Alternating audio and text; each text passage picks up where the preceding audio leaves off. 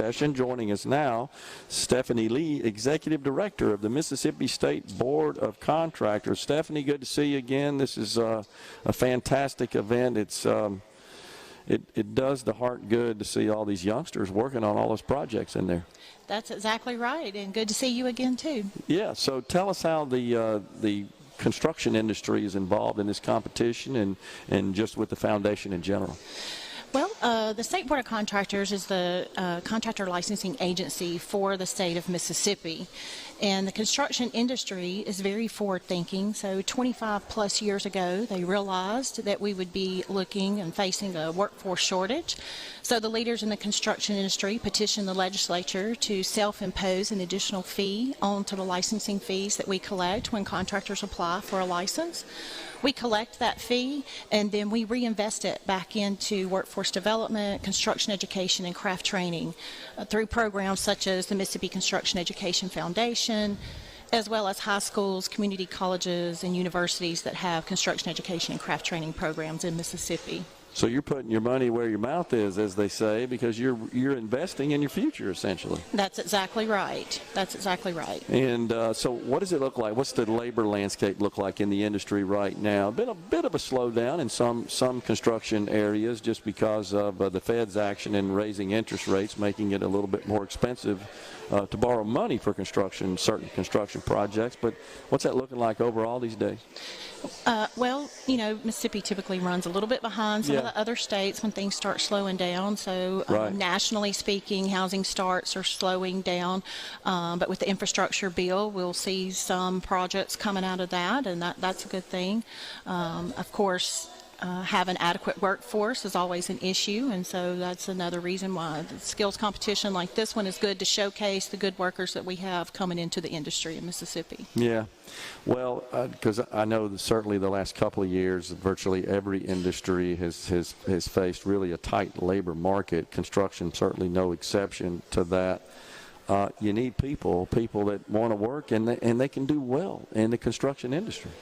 That's right, and these students, the ones that are here competing today, and the ones that are benefiting from those construction education funds that we're reinvesting in the schools and universities, are some of the best and brightest. The landscape's really changed as far as you don't always have to go for the 4-year degree anymore. And these skills, trades can provide a very lucrative career for these young people. And I'm always impressed when I come down here and see them competing at this showcase. No doubt. What do you hear from your members, the construction companies?